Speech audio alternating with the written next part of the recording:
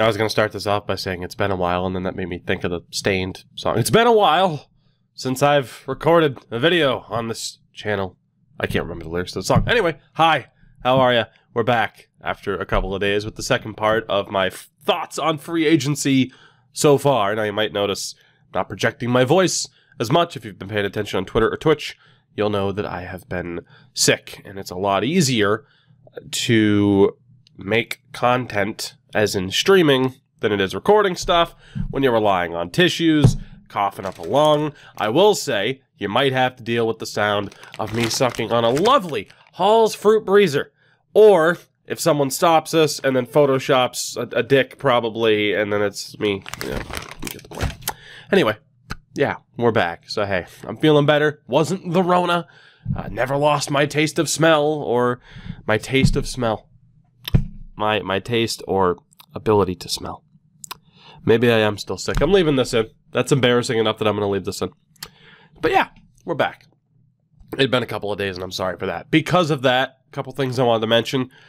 First and foremost, today, the day this video goes up, I am going to be announcing the winners of 4 different codes to NHL 21, 2 on Xbox, and 2 on PlayStation. You still have time, by the time this video is out, to do all of this. The link is obviously right there. Just find me on Twitter. And yeah, you got some competition. You got some stiff competition. But I wish you luck on that front. I will say this as well, to me, having been sick. Again, was just a cold, starts off with a sore throat. Honestly, the last video I recorded, the other free agency video, I recorded it like 20 minutes after waking up. And that's what led to the sore throat, and I just got sick. So it must have been like right there on the precipice anyway. I'll say this. It's going to be a brutal winter, especially for my fellow Americans, because you get a cold, and those symptoms are very close to the flu. Those symptoms are very close to coronavirus. Take care of yourselves. God damn it. Take care of yourselves. Take care of your family. Wash your fucking hands. Wear a mask. Take care of yourself, please. Because again, last week, there was a scare in my family where my niece's boyfriend had a cold. And it was, oh, does he have coronavirus? And if he does, then they had visited my parents, and my parents would have to get tested. Thankfully, everything's fine.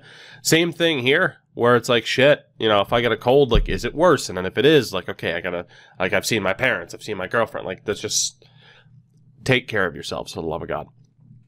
Aside from that, in the Twitter giveaway, there was supposed to be today the launch of a new series on this channel. Because I've been sick, I wasn't able to work on it. That's been postponed for a week. I will try to get those up, and I appreciate your patience on that.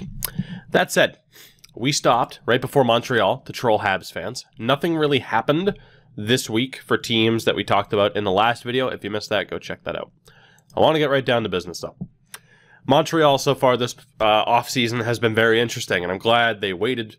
I'm glad I didn't get to put this video out on the 13th, because now there's a lot more to talk about.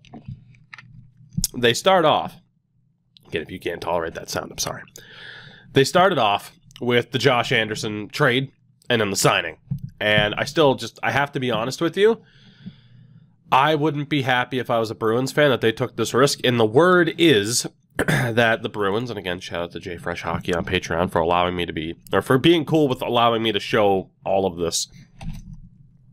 Apparently, the Bruins were in on Josh Anderson. Thank God he's not a Bruin. Now, look, it might work out for Montreal. I can openly admit that. There's a good chance it won't, though. There's a very good chance it won't. This season here, 18-19, he scored, 27 goals. The problem is last year he was hurt, and now that's what people will say, especially Habs fans who want to be optimistic. And if you are optimistic, hey, fair play to you. I'm a more pessimistic person. I don't like to be, but it's just facts are facts. People will say, oh, well, he was hurt, so that's why he only had 1 goal in 20-some-odd games. The problem with that is that he might not be the same. It's a shoulder injury. It's a pretty rough injury, especially for a hockey player who plays a physical style. So for Josh Anderson to get this contract, I'm just saying I wouldn't be comfortable with my team taking that deal. If he works out, cool. If he can bounce back to this form right here, it's probably worth it. But I talked about this a lot. I've talked about it already on this channel. this type of player is one that can age horribly. David Clarkson, Milan Lucic. I'm just saying, Habs fans, it's a big-time risk. Then, the Victor Mete signing, I like a lot. Victor Mete for almost league min is stupid. He's much better than that. Then, they go out and get Tyler Toffoli, which, as a Bruins fan, I'm not envious of the Anderson pickup. I am very envious of the Tyler Toffoli pickup, because I talked about with this, for the Bruins, in an ideal world, Jake DeBrusk goes down to the third line. They bring in another scoring threat like a Tyler Toffoli. Excuse me. And the Bruins are set forward-wise. I can't find it. It's going to be right at the end, isn't it? It's going to be right at the end. There it is. Tyler Toffoli. I mean, again, it's a 4-year deal. Just over, it's 4.5, or 4.25, I should say. It's a ridiculous deal for Montreal. It really, really is. So, yeah. Not envious of the Anderson deal. Very envious of that deal. The Jake Allen extension. Again, I don't mind Jake Allen. I understand the thought process behind this. I'm just saying, if you have to justify this by saying, oh, well, they're going to expose him in the Seattle expansion. That's not... If you have to try and justify a deal as, well, this is why it's Seattle, it doesn't mean it's a good deal. It's a risky deal, about $3 million for Jake Allen. We'll see. If he can keep playing like he did last year, then they're golden. I don't think Montreal necessarily had to do it, because you can't tell me that, shit, you've kept Charlie Lindgren on roster. I don't see why, you have to expose a goalie. That doesn't mean, oh, you have to give up a goalie. So there were cheaper ways, cheaper alternatives to do that. And then they re-signed Brendan Gallagher. When... At the time, like just the day before, it seemed like, oh, there's no way that Brendan Gallagher's staying. Like, oh, what happened to the money? It's a really fucking good deal for Brendan Gallagher, too. So I've said this the whole time about Mark Bergevin. Sometimes he'll do something incredibly smart, and then other times he'll just dig himself a hole for no reason. He's a very inconsistent GM. His great qualities are really good, top-notch. His bad qualities are really bad. He's like a better Jim Benning. But I really like this Galley deal a lot. 6.5, 6 years. It's a really damn good deal. So when you look at Montreal now after that, obviously right now there's like no cap space. They're still set up incredibly well for the 2021 draft. Thomas Tatar's probably gone. Next offseason is going to be interesting. Tatar, Danault, Armia, Lehkonen, Kokoniemi. It's a lot to worry about there for sure. Damn, can't clear my throat. What are you going to do? But it's interesting. I can't wait to see what happens with them in particular. And when you look at the organizational depth chart coming up for this next season, Tatar, Danault, Gallagher, Jaron Suzuki, Anderson, Lehkonen, Kokoniemi, Toffoli. It's good. It's good. And then again, defensively, Sherratt's solid. I probably wouldn't want him on my top pair, just saying. Weber's still really good. Edmondson, I wouldn't want him on my second pair. Peacher's still really good. Kulak and Romanoff, I really like that. I'm sorry. For me, I know you probably don't want to play Edmondson and Sherratt together, but Brett Kulak's really good. And I'm telling you, I would much rather have Victor Mete than Edmondson. It's not even close. It's not even close. And here we'll bring up numbers that people will be like, oh, blah, blah, blah, blah, blah. That's not my opinion, so you can't justify it. But, you look at Brett Kulak. He's been good. He's been good. And he was even better in the playoffs here when Montreal was hanging around. I think I went right by Victor Mete. I did. Victor Mete is good. The shooting concerns. Oh, he didn't have a goal forever. I don't understand the insistence on, oh, let's bring in Edmondson. Well, we need grit and physicality. Okay. I'd rather have Victor Mete. So, Montreal, a cup favorite anytime soon? I don't know. But is their team better? Yes. Yes, it is. So, I'll give them credit for that. Nashville. Now, obviously, the Preds have had a very interesting offseason in that, you buy out Kyle Turris, which you had to, but now you're paying him forever and ever. Amen. They bring in Mark Borowiecki for $2 million, which is solid. They bring in Benning, solid. Cousins, Richardson. They've just brought in some cheap, solid players, though, to help build up what they already have. In terms of trades, again, the Nick Bonino deal happened. Now they have about $13 million in cap space. Cunnin has to be signed, which don't pay him a ton. He's not good. All in all, they're looking okay. I mean, yeah, you have to pay Kyle Turris from now until the end of time, $2 million per, but there's some flexibility here, and we talked about it, whether or not Nashville's window was closing, and yeah, it's probably closed for the moment. But you look at the forwards. I mean, Forsberg, Johansson, Arvidsson, I mean, the Johansson thing, he's just such an interesting player to look at because it just seems like a slam dunk. Like, yep, they lost the Seth Jones trade. And if you look at Ryan Johansson's numbers, which we will, by the way, the Kyle Turris, yeah, you needed to buy out Kyle Turris. I mean, we'll see how he works out elsewhere. You needed to buy out Kyle Turris. And of course, I've said this too, losing Nick Bonino. I mean, Jesus. I don't really understand the thought process behind losing Nick Bonino. But Ryan Johansson is not good. He's just not. I mean, he was below replacement level, below replacement level this past season. I mean, I'm just telling you this. I wouldn't be confident with him being my top line center. You do have Matt Duchene there to help, but the thought of like, oh, Luke Cunning's going to be our third line right or our second line right wing, and then Cousins, Sissons, Grimaldi, like the forwards leave a bit to be desired. And then right now it's showing Rem Pitlick and Matthew Olivier or Oliver. Like I don't know. Defensively, I don't hate it. Yossi Ellis, Ekholm, Fabro, Borowiecki, Benning. I don't hate that. And then, of course, defensively, Saros and Rene for another season. And then, of course, they ended up with Askarov. I look at this lineup and that forward court. It's weird. Nashville, like, they've always kind of had, like, oh, here's Patrick Hornqvist. Here's David Legwand. And then it's like they always seem to have some good forwards, but, like, the total forward depth is always a little bit concerning. And it's still that way for Nashville, like, all these years later. It's so weird. So, Nashville, I mean, so far, you've done well. You've brought in some decent depth. You get rid of Kyle Turris. I mean, you got a shitload of money to work with that you're not doing anything with. And you don't really have any big contracts to worry about until Dante Fabro and maybe UC Saros next year. So, it's interesting that you have $13 million, but you haven't done anything. I don't quite understand it. Oh, New Jersey. New Jersey. Now, in terms of trades, they've done pretty well. You bring in Ryan Murray for a 5th-round pick. Low risk, high reward. Not going to dig into the Jay Fresh cards. Ryan Murray, when he is... Actually, you know what? Fuck it, I will. Ryan Murray, when he is healthy, is a legitimate top-pairing defenseman in the NHL. The problem is that Ryan Murray has a very hard time staying healthy. It's just a fact, and there you go. Okay, maybe not top pairing, but top 4, certainly.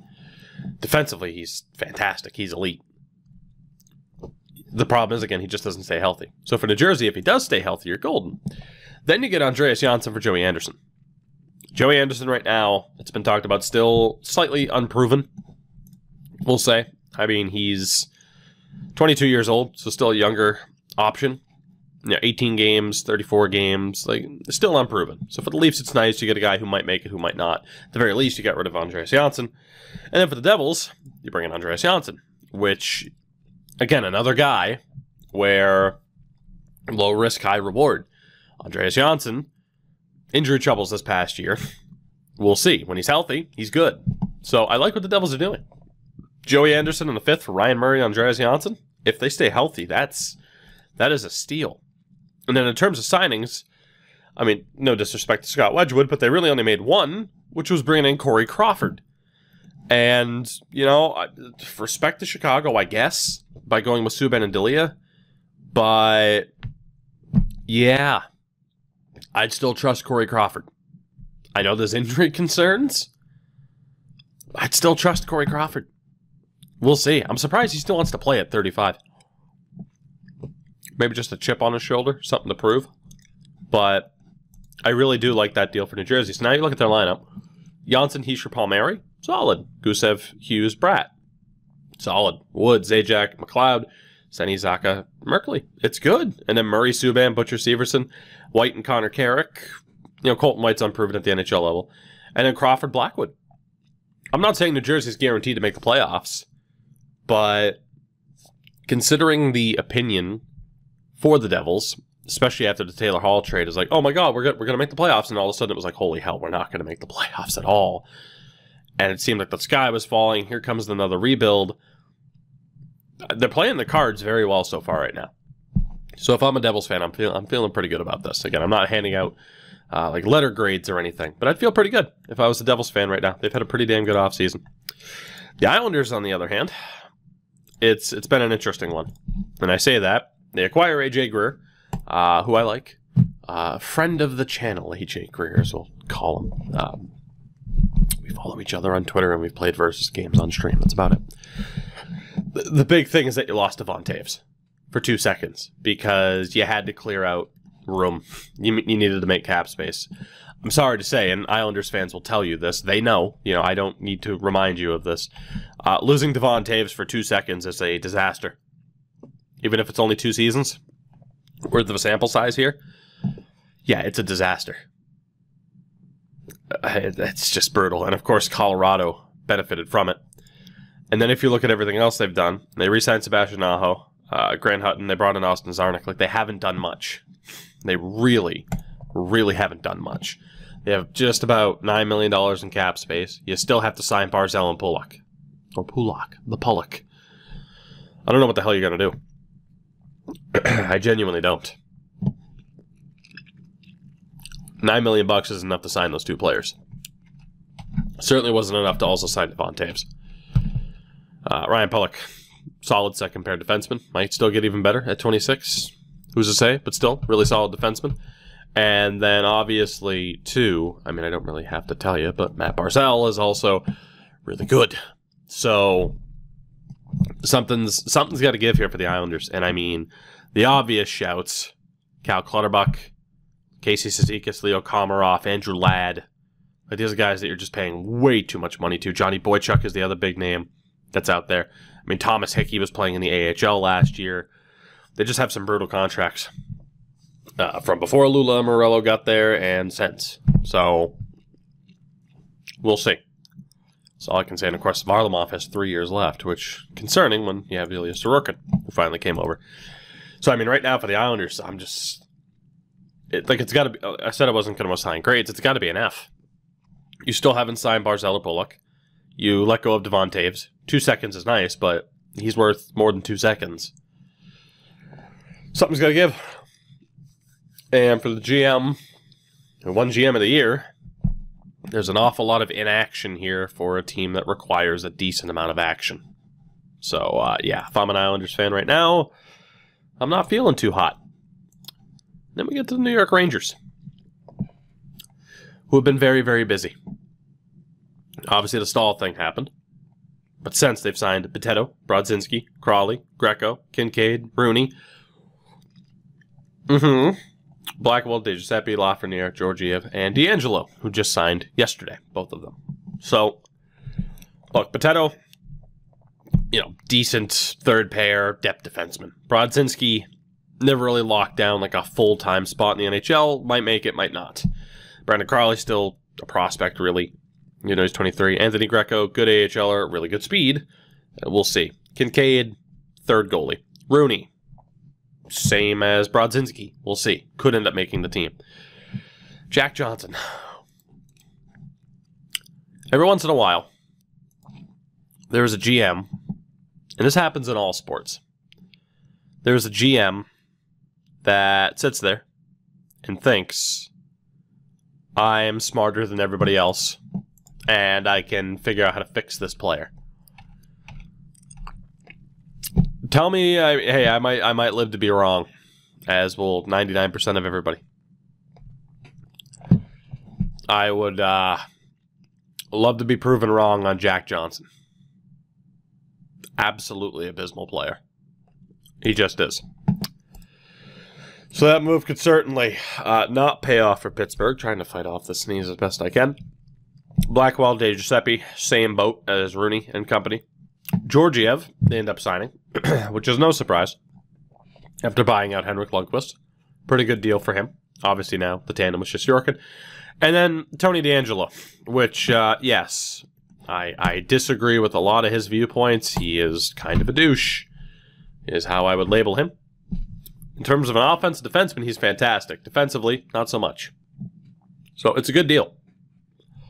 He's another player. There was a lot of talk when he was traded, like, oh, Michael Matheson. Should he actually be a forward? Tony DeAngelo should probably be a forward. Just throwing that out there. Just throwing that out there. And in terms of trades, I mean, you move on from Elias Anderson, which had to happen. So, nothing really lost there. So then we get to what this depth chart might be. Panarin, Zibanejad, Buchnevich, good. Kreider, Strome, who isn't signed yet. Capo, good. Lafreniere, Hedl, Gauthier, pretty good. DeGiuseppe, Howden, Lemieux, also pretty good. I don't think this lineup immediately makes them a playoff favorite. Might not even make them, a playoff team. But obviously, you look at the team when they said, well, shit, we could probably make the playoffs and get booted in the first round, or we can blow it up. They chose to blow it up. And that was obviously the right decision. Defensively, Smith, Trouba.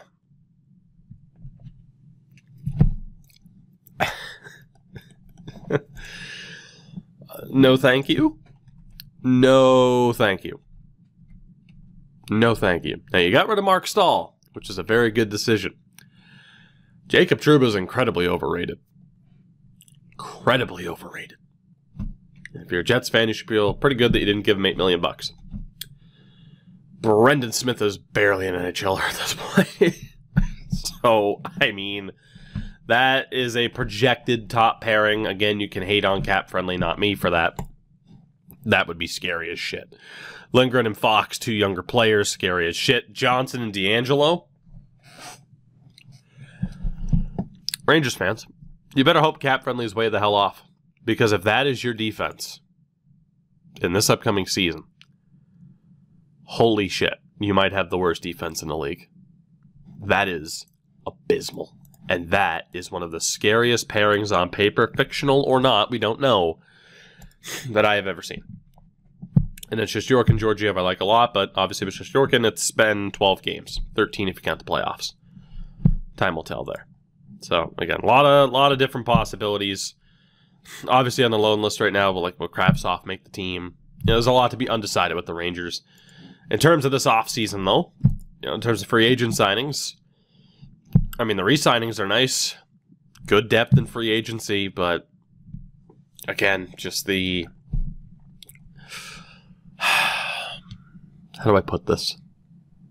The arrogance to say, I'm going to be the one to fix Jack Johnson. Jeff Gorton, in a way, built the Bruins in a very, very short time period. And there's a lot of Bruins fans who still wonder to this day what the Bruins would have looked like had, and not as if they haven't looked good, they've been to 3 Cup finals in the past decade. Only won one of them, of course. What would they have looked like? If you go back and, check out the 06 draft, really the 07 draft as well. I don't know. It's an interesting move. Next up, the Ottawa Senators.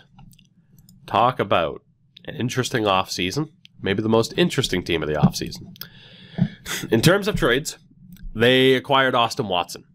And we'll go ahead and take a look at his numbers, because in terms of whether or not Nashville's going to miss him, not really. It's just, hey, let's go ahead. I don't have to blow my nose. I just, it's a problem. In terms of Austin Watson, a change of scenery was probably nice. So that's decent. They get Erik Gudbranson. Why comes to mind? Why? Really, really, really comes to mind. Oh, where are the numbers? Where are the numbers? Where are the numbers for Mr. Gudbranson? It's because he's not that bad. He's not great. You look at the expected wins above replacement for the 2 prior years, not good. He might not be as bad as advertised. I still wouldn't want to pay him $4 million. I find acquiring Erik Gudbranson for a 5th round pick as more of a viable strategy than outright signing Jack Johnson as a free agent. And then, of course, there was the Matt Murray deal, which, again, he got way too much goddamn money. But you worked out a deal before you acquired him. Or you didn't work out a deal before you acquired him, so you had to pay. So, again, 6.25 for Murray. Way too goddamn much. Pekka, Shaw, depth, Paul, a little bit of depth. But then, yesterday, Evgeny Dadonov. And we've already talked about Tyler Toffoli and how I wanted him to be a Bruin. I also really wanted Evgeny Dadonov for that second line. Because while you can see this and be like, he might be on the decline, in terms of an offensive force, he's still up there. So it's a very interesting pickup for Ottawa. And obviously, like, you've had the Bobby Ryan buyout. It's just been such a weird offseason for the Sens. But now you look at the team, Tkachuk, White, Dadonov, pretty good. Anisimov, Tierney, Brown, Paul, Stützle, Watson. Obviously, they're still a ways away. But what the Sens are building up is interesting. I mean, again, this defense, Shabbat, Zaitsev, Riley, Branson, Molan, and Brown, that's kind of scary. Are they going to be the worst team in the NHL? Maybe, maybe not. You know, I think they certainly have the potential to, you know, at least not be in the basement. I don't see them making the playoffs, but you know, you've been interesting. You've been interesting, is how I'm going to phrase it. Philadelphia, I'll be honest. This might be the last team I break down, and we might do the rest of them tomorrow. I don't want to overdo it on the voice. Set myself back. Shout out to the Flyers for signing Zaid Wisdom. I think it's Zaid. Might be Zaid. I'm pretty sure it's Zaid. Very interesting story there, where they gave him almost a $95,000 signing bonus to help out his family. I give the Flyers organization a lot of credit for that. They deserve praise for that. It's a good human story. And then you look, I mean, re-signing Brian Elliott, fine. Bringing back Justin Braun, fine. Derek Pouliot, wisdom. And then, of course, Gustafson is the big one, and they signed Forster, who was a first-round pick. So, with Eric Gustafson, right, and hopefully he is still listed on Chicago here. Let's see, where is the goof? Where is the goof? Please? You're not going to be listed on Chicago? He's not. Damn. Eric Gustafson, bottom line, is, you know, a really good offensive defenseman. Yeah, he'll probably end up being on Calgary. I guess he would have moved him over. Let's double check this. Eric Gustafson has been a really good offensive defenseman. You know, another one of those guys who people have speculated at times, like, oh, maybe he should be a forward too. Where are your numbers, Eric? It's got to be right here, right? There we go. Case in point. Really good offensive defenseman. $3 million, pretty good. Had a down year last year, but obviously goes from a pretty bad Chicago team to, you know, Calgary, which wasn't much better.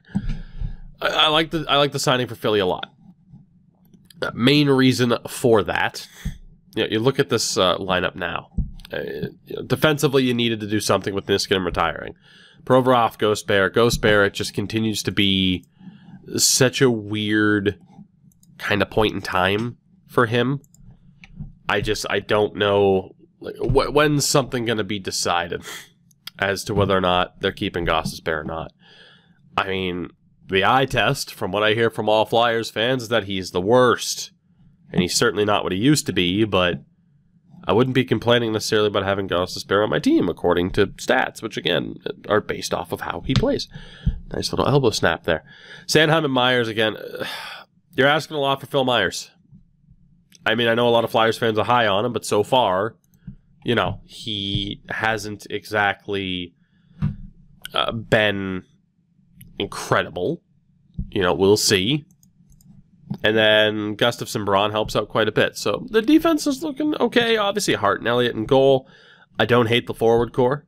You know, Farabee, Frost, you know, certainly the younger players being involved. I mean, I don't think the Flyers had to do a ton this offseason to begin with. You know, almost $7 million at this stage. Not too much more you can do, really. You still have to sign Phil Myers. So, and then who knows with Nolan Patrick? Who the hell knows with Nolan Patrick? So it's been interesting for Philly. I wouldn't call it a failing grade. I don't know if I'd call it a outstanding grade either. Middle of the road so far for Philly. So I know I was wanting to get through every team. I'll tell you this, though. I'm going to not overdo it on the voice. I will be back, hopefully tomorrow, talking Pittsburgh to Winnipeg, I hope. And, yeah. Again, things should be getting back on track here with this channel. I think it's like the first, maybe only the second time I've gotten sick this year, which, hey, could be a lot worse. So again, everything at the start of the video. Make sure to take all that information and do with it what you will. And we will be back tomorrow. Until then, goodbye. Goodbye. Goodbye. I'm not. No, just goodbye. Have a good one.